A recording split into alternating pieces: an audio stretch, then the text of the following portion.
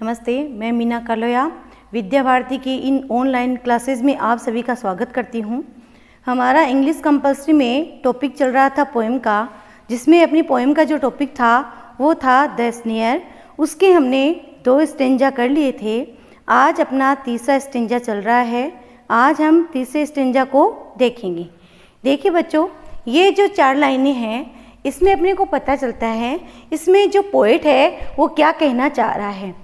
In this line, the poet appears to be highly sensitive towards the painful cries of the rabbit. Rabbit की जो आवाज़ आ रही थी, painful जो आवाज़ आ रही थी, उसके प्रति बहुत ज़्यादा सेंसिटिव दिखाई देता है। He imagination that the rabbit face must have be twisted in pen.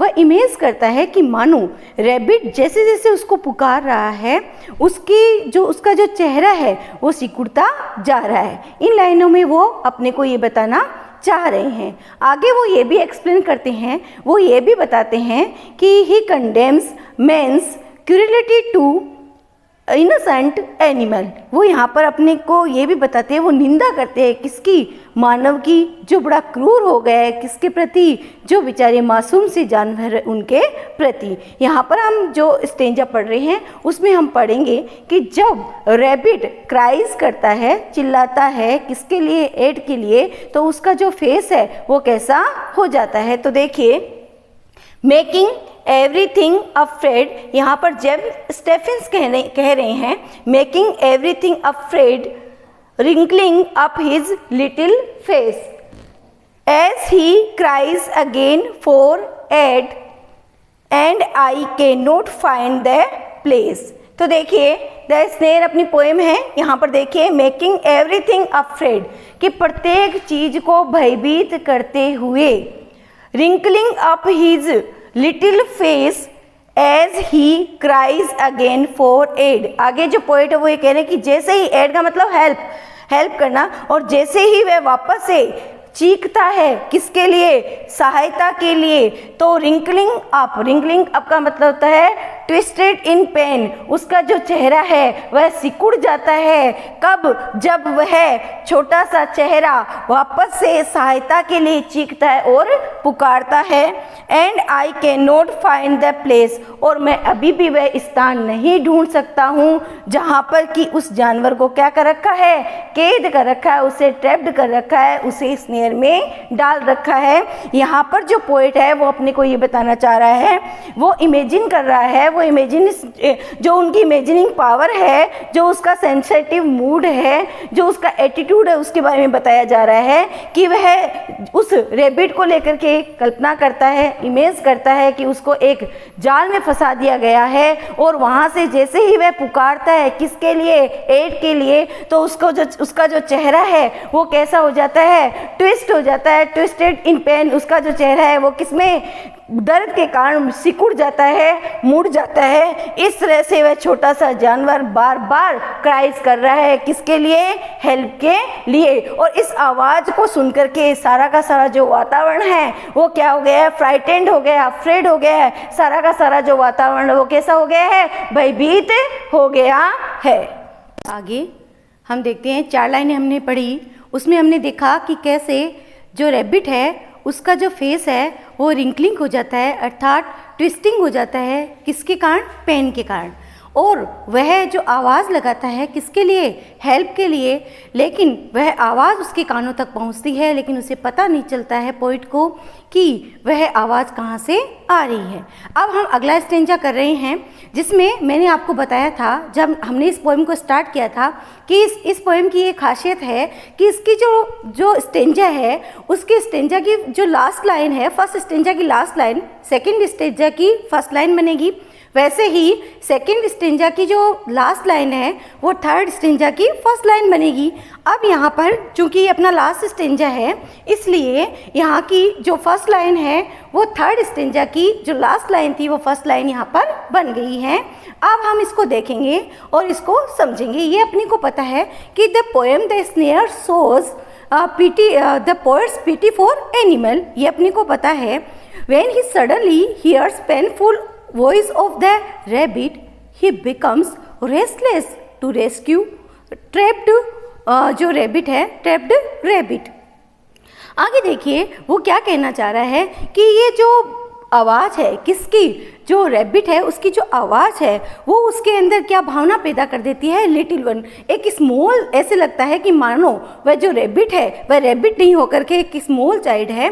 यहाँ पर वो अपने को ये बताना चाह रहा है कि जो the cry seem to upset him in the same way a small child were being tortured by a cruel man. यहाँ पर वो ये बताना चाह रहा है कि जो क्राइज है, जो चीखना और चिल्लाना है किसका, रैबिट का, उसको क्या कर देता है, विचलित कर देता है, उसे बहुत ज़्यादा अपसेट कर देता है और ऐसे मानने लग जाता है मानो कि कोई छोटा बच्चा उसको चिल्ला चिल्ला के पुकार रहा है और वो प्रताड़ित किया जा रहा है किसी निर्दयी व्यक्ति के द्वारा। यहाँ पर जो स्टेंजा है वहाँ पर इस स्टेंजा में यहाँ पर जो लिटिल वन है वो कह करके एड्रेस किया गया है किसको, रैबिट को। तो सभी लोग इस पे थोड़ा ध्यान देंगे। चलो हम अब इन लाइनों को पढ़ते हैं।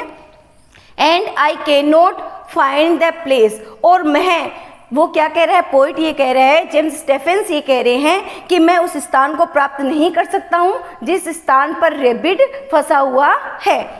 वेयर हिज पो इज इन द स्नेयर। देखो पो का मतलब होता है animals foot has nails, animals के वो पंजे जहाँ पर उसके छोटे छोटे नाखून होते हैं उसके लिए क्या यूज किया जाता है, पो।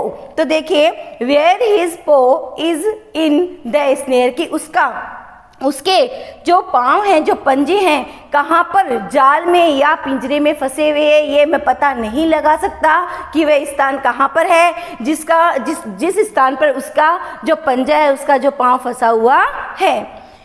Little one O little one, वह इसी, देखो इसी की मैं बात कर रही थी कि वह little one O little one करके के संबोधित करता है, कि स्मॉल चाइल्ड की तरह वह संबोधित करता है और ऐसे लगता है मानो कि small child were being tortured by a cruel man. तो यहाँ पर एज इफ मान लिया गया है, इमेजिन कर लिया गया है मानो कि कोई एक छोटा बच्चा है जिसको कि टॉर्चर किया जा रहा है किसी क्रूअल मैन के द्वारा, वैसे यहाँ पर वह लिटिल वन करके संबोधित करता है, एड्रेस करता है किसको, रैबिट को, और वह कहता है little one O little one I am searching everywhere, कि अरे छोटे प्राणी मैं तुम्हें हर जगह खोज रहा हूँ लेकिन तुम मुझे कहीं पर भी नहीं मिले हो। प्रत्येक जगह तुम्हें खोजने की कोशिश कर रहा हूँ लेकिन कहीं पर भी तुम मुझे नहीं मिल रहे हो। इस तरह से वह क्या करता है, अपने को बताता है, किसके बारे में बताता है, he condemns the men's cruelty to innocent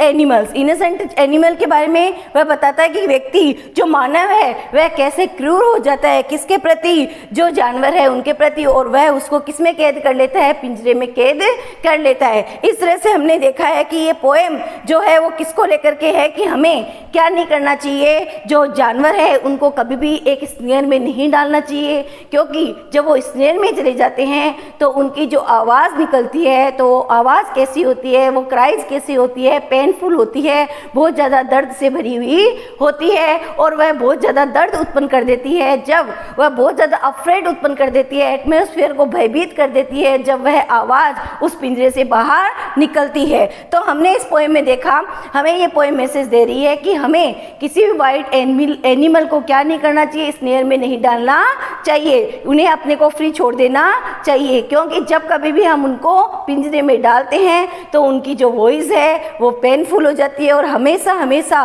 वो क्राइज करती है किसकी, एड की, हेल्प की। तो हमने इन 4 लाइनों में देखा, इससे पहले वाली लाइन में देखा कि जब वह हेल्प के लिए चिल्लाता है तो उसका जो फेस है वो सिकुड़ जाता है, रिंकलिंग हो जाता है, ट्विस्टेड इन पेन हो जाता है, और इसमें हमने देखा कि वह क्या करता है, उसका जो पंजा है, उसके जो पाँव है वो कहाँ पर फंस गए हैं, एक जाल में फंस गए हैं, एक नेट में फंस गए हैं, लेकिन पोएट को पता नहीं चल रहा है कि वह जाल और पिंजरा कहाँ पर है। अगले लाइन में वो संबोधित करता है एक स्मॉल चाइल्ड की तरह ए लिटिल वन करके उसको पुकारता और कहता है कि मैं तुम्हें सब जगह तलाश कर रहा हूँ, लेकिन मैं तुम्हें क्या नहीं कर सकता, I can not find you, मैं तुम्हें प्राप्त नहीं कर सकता, क्योंकि वह उसे कहीं पर भी प्राप्त नहीं होता। इस तरह से जेम्स स्टेफिन्स ने अपने को बताया है कि हमें किसी के लिए भी पिंजरा तैयार नहीं करना चाहिए।